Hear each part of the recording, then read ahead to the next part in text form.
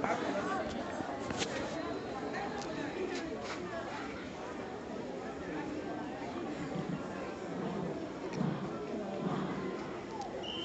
time for everybody.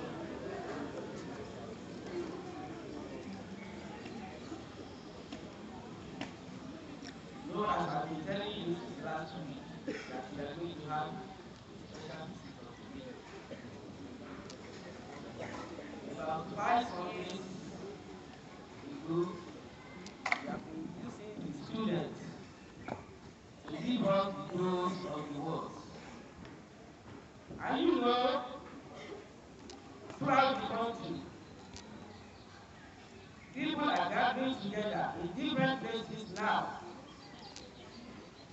And what they are telling them is how to behave normally in the country Nigeria. No town or no village where we don't see people gather together now. And we are here in our own church as I used to be. We are here in our own church, whereby when you get home, tell your parents we have a church here. And the name of our church is Community Gathering.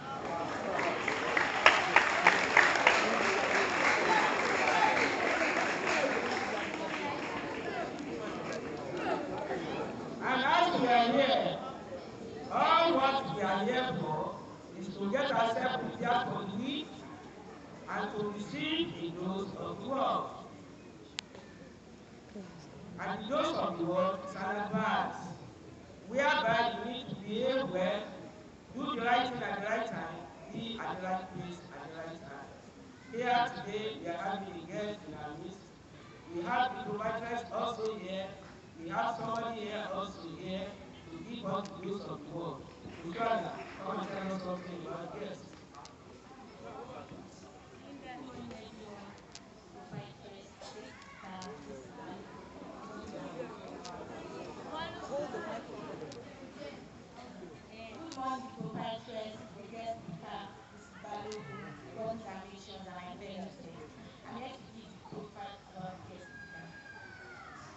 Ikenne is Mr. Fola Daniel Adelesi. Fola Daniel, as popularly known today, was a student here in Mayflower School between 1996 and 2002. He had an adventurous stay in Mayflower from being admitted to the Tennessee Freetown and reporting to Jesmond to being a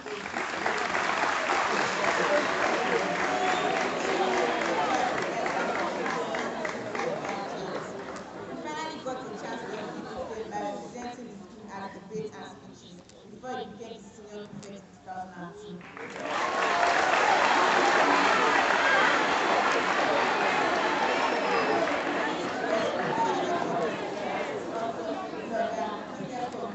And a master of ceremony. He helps young people discover themselves and constantly encourages them to be the best they can possibly be. To my fellow students, I hereby invite Mr. Fola Daniel Adelesi.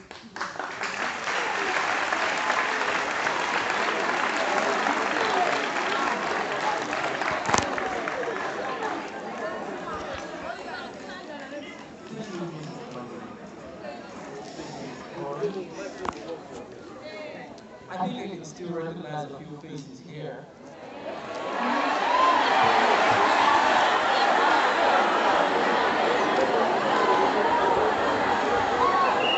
Sorry to disappoint you, maybe not the students, but at least with one or two of the worthiest patrons, I definitely recognize Mr. Chapel.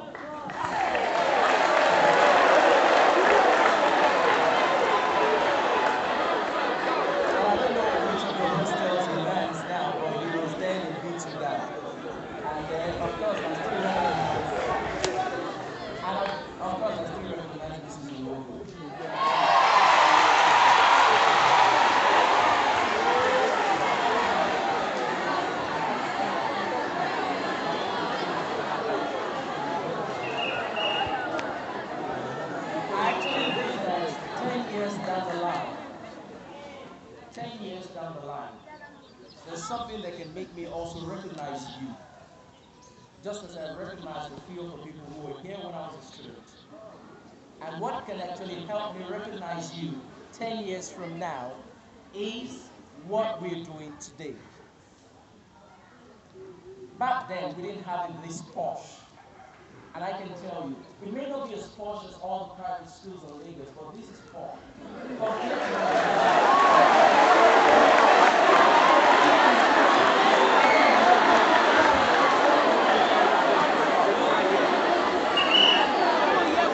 And you understand what I'm talking about.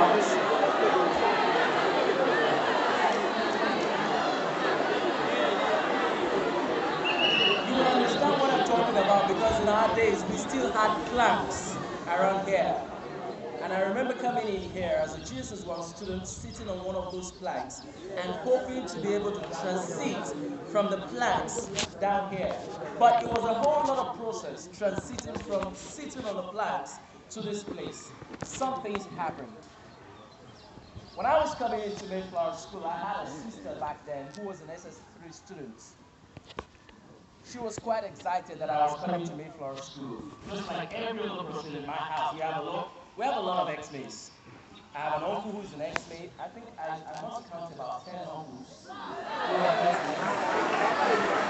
My biological sister is an ex-mate. I'm an ex-mate.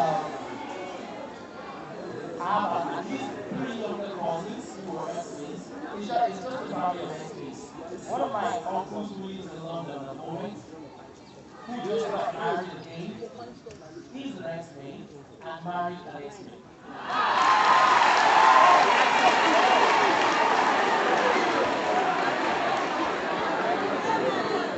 Now, my point really is not about being an ex-mate. The point really is not about being an ex-mate. The point is about standing tall some years from now and be able to say that I went through a particular school and I didn't just go through the school also went through me. So let's title this, The Insurance for Your Future.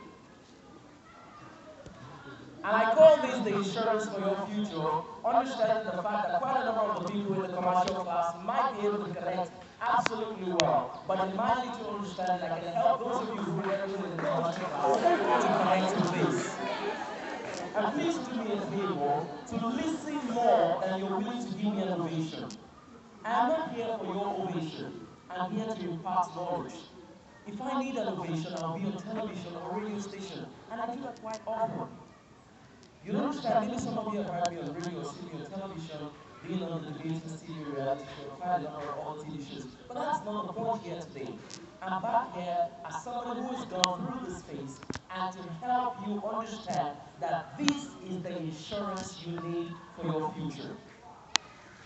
Let me try to explain insurance to you without necessarily giving it a definition. I have an insurance policy, which is quite rare in this part of the world.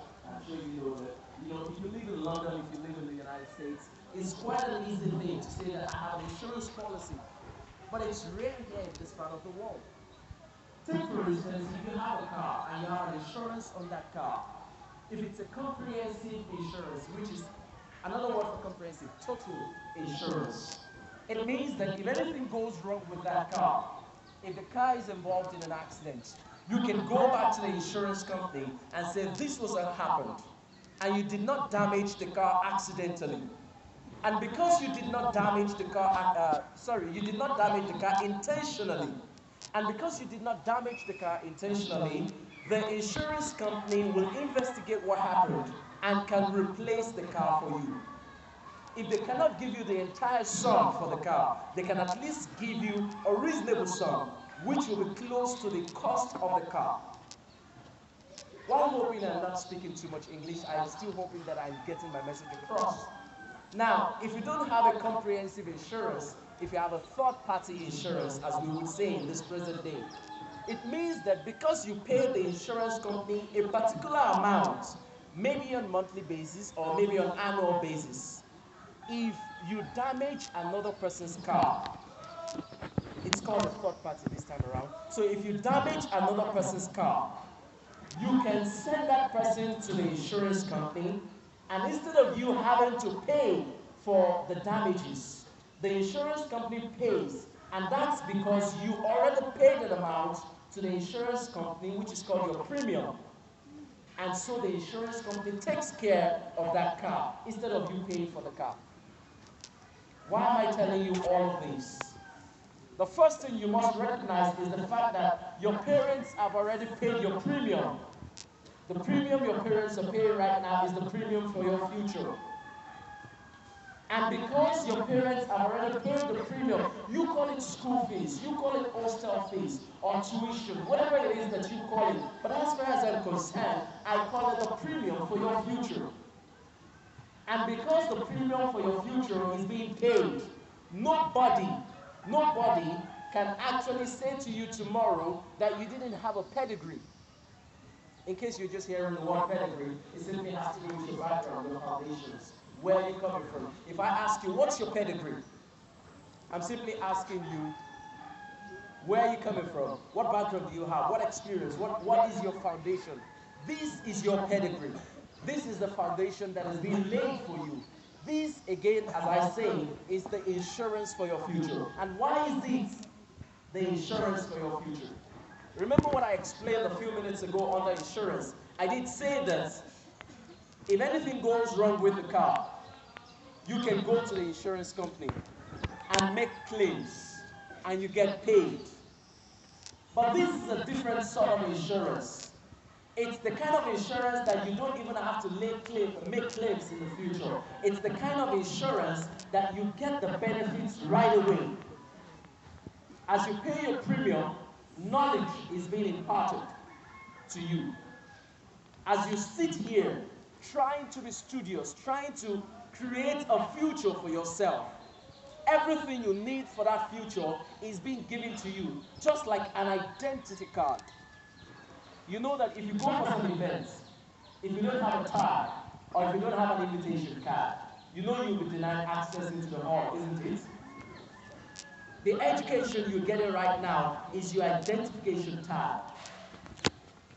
And if you don't take it right now, if you don't get the best of it right now, then you are already denying yourself access into that future event where governors and presidents and ministers and the movers and shakers of this world are going to be sitting down.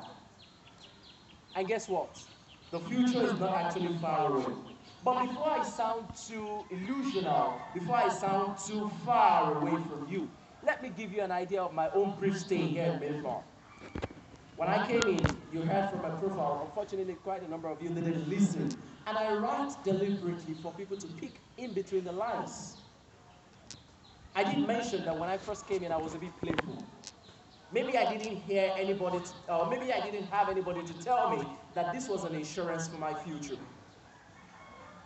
So my being playful had to do with the fact that, first, it was my first time of being free.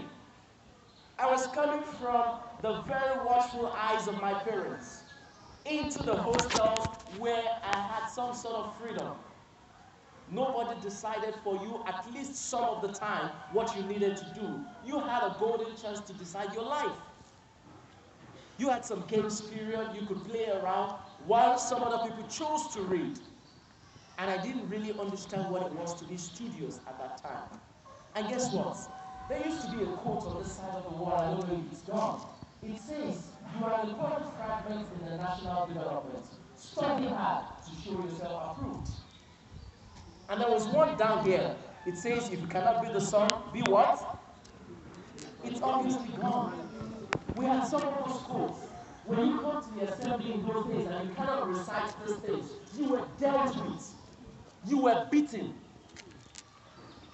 Beaten because we didn't understand that all these words were not ordinary words.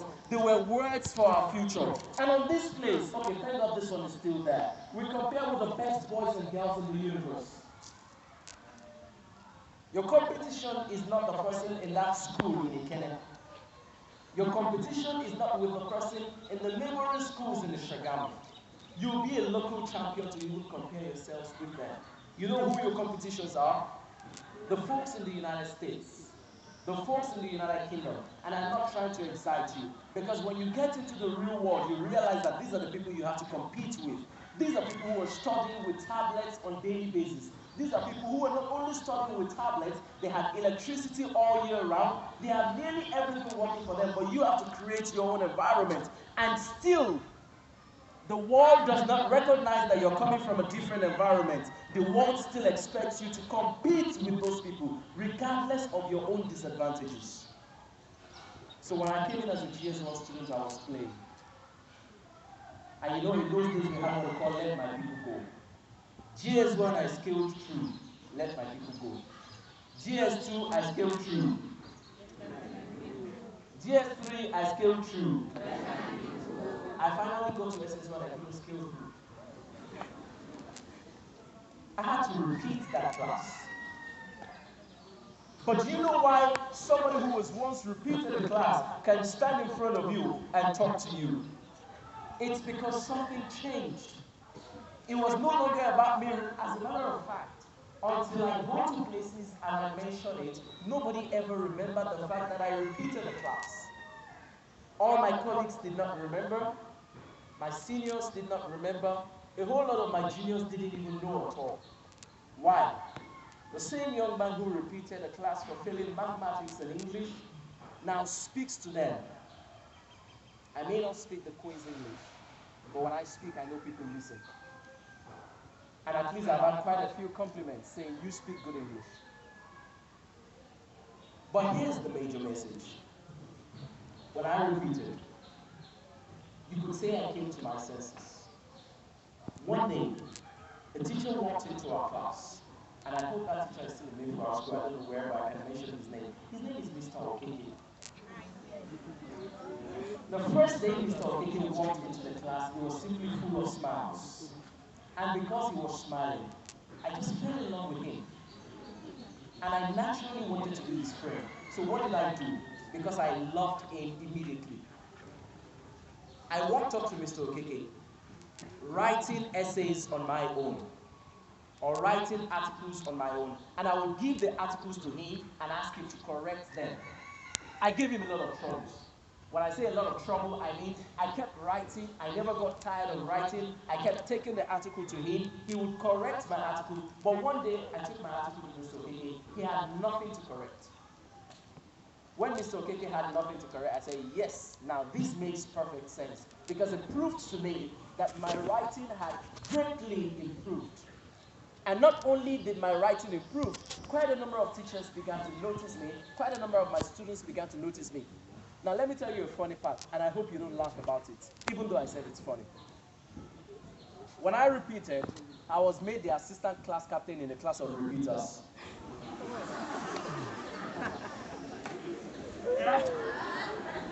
After I was made the assistant class captain in a class of repeaters, I decided to give an acceptance speech.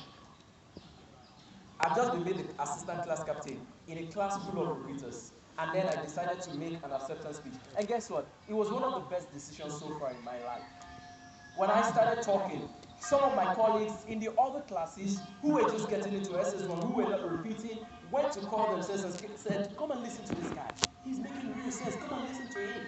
And guess what? When I finished my acceptance speech, which was more like a celebrity speech at that time, they insisted that the person who was the real class captain must also deliver a speech.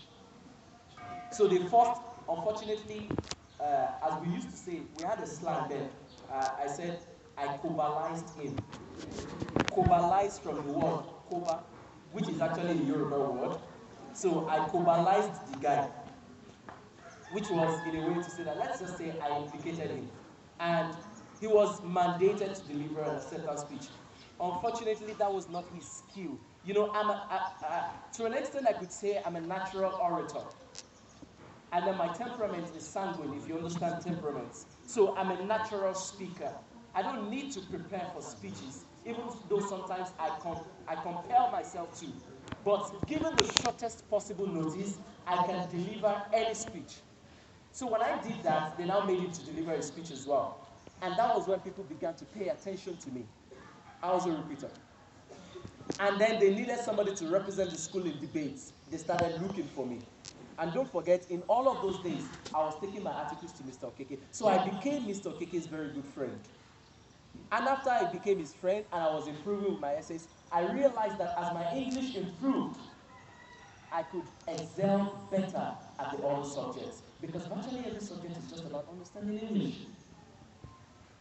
My theory may not have been proven so far, but I know that if you speak good English, you can interpret English, you understand it, you will excel better at those other subjects. Except for maybe Yoruba English and except for maybe Yoruba Igbo, which is not taught in English language. So my grades gradually improved. And I always remember this. And I always have Mr. Ikenne to say, thank you, because he paid attention to me. And that attention changed something. And guess what? I also got to that time when we had at least 4,000 students. Thank God I mentioned 2 people earlier who were here then, so they will attest to what I'm telling you. I stood on this stage on a daily basis, addressing over 4,000 students. So it was my wonderful platform into the speaking world. Now imagine that, if any speaker had the opportunity to address 4,000 people on a daily basis, you would call him an international speaker. But here was I addressing 4,000 students on a daily basis. And if you have the privilege to address your colleagues on this stage, let me give you a golden chance. If you don't make the most of it, you are losing the opportunity to seize something in your future. Sometimes when I go for events, some of them who were my seniors or a few of them who were my colleagues and juniors who remembered me for being the senior prefect, they look at me and they honor me. They give me a front row seat. Some of them cannot call me by my name. Not because I'm a monster to them, but they still feel awkward calling me my name. They can't call me my first name. They still call me SP. Why? It was the impact. I seized the opportunity back then. I didn't know it was my insurance then, but I was making my claims. I was taking it then. And today, when I go into the gathering of ex-mates, especially those of them who were around when I was around, they cannot, even the best students of those days, they cannot sit and not stand up when I walk in. But remember, it was the same person who repeated the class. And then I saw one teacher walk into my class because he was smiling, and I decided on my own to make a difference by taking my articles to him. And I kept writing until he had nothing to correct. And guess what today? I've published at least 3 books in print. And I run a blog, if you know what a blog is. How many of you know what a blog is? And I run a blog today. And on my blog, I have over 850 articles. As a whole on the internet, I can lay claim to at least 1,000 articles on the internet. And I still write on a daily basis. I still wrote an article published on my blog last night.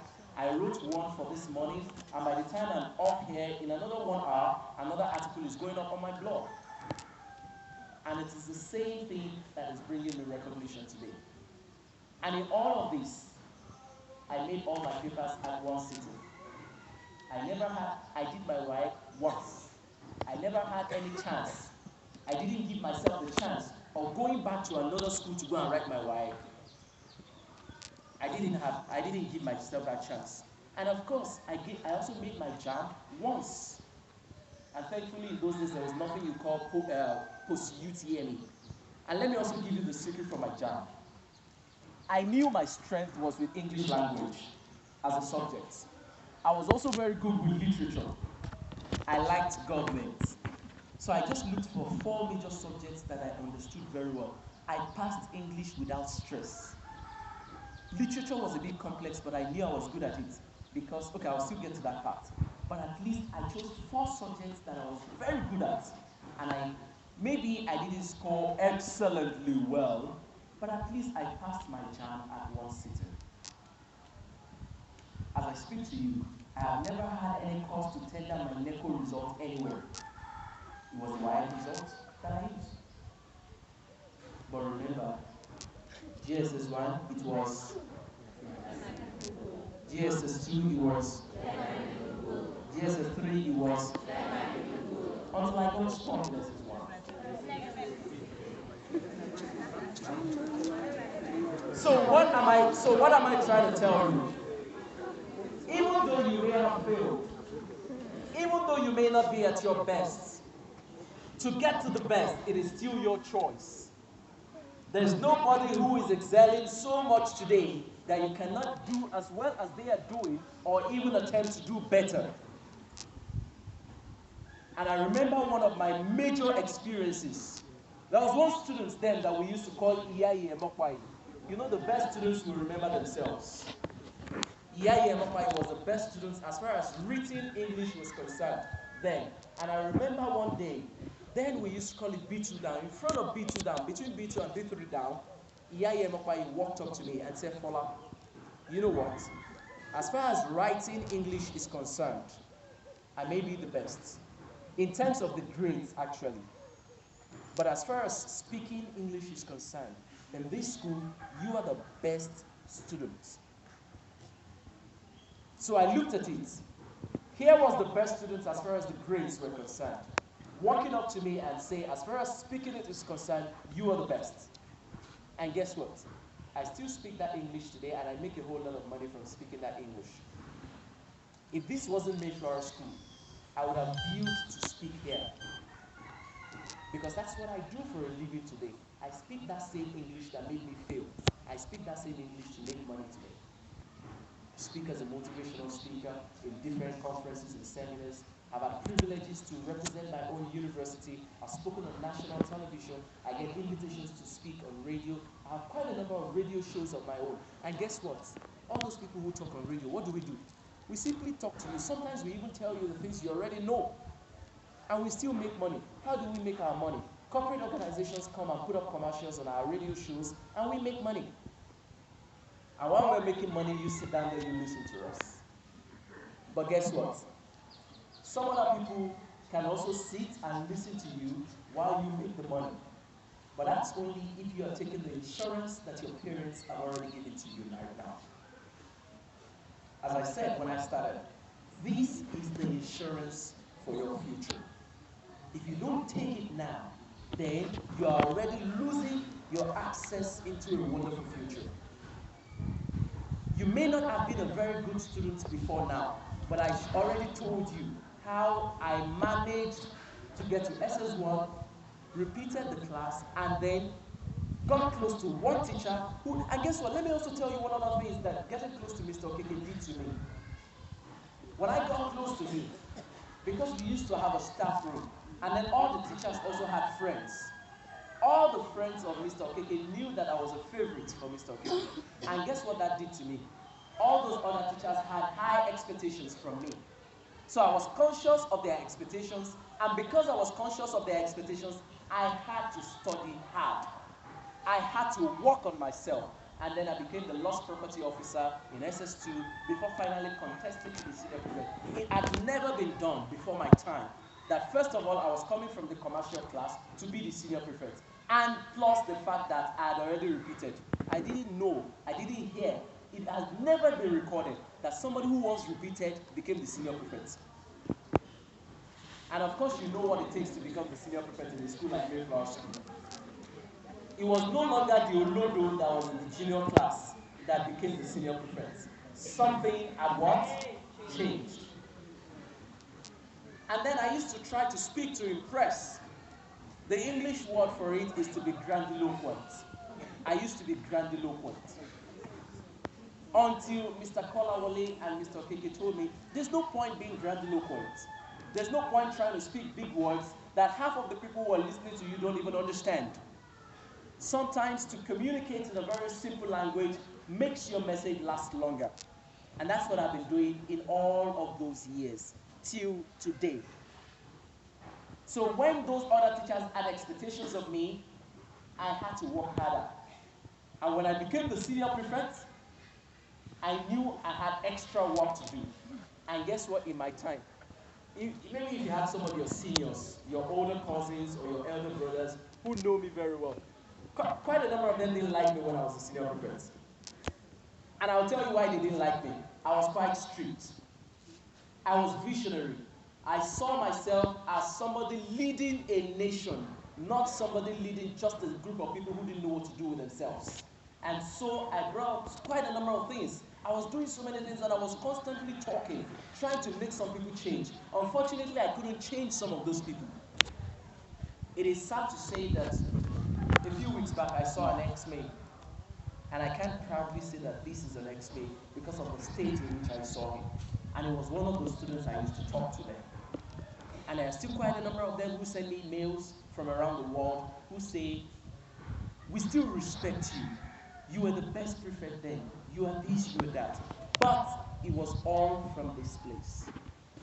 So what's my message for you today? Because I understand quite a number of you may have a very short attention span. So I want to wrap up by saying, you are already in the incubator for your future. Or you already have the incubator for your future. If you don't guard the incubator jealously, or you don't properly ensure the incubation process of your future, then don't blame your parents for the results you get in the future. Don't blame the Nigerian government for the results that you get tomorrow. Quite a number of people can wake up and say, it's the Nigerian government. See what they've done to us. They are not giving us a future. We don't have electricity.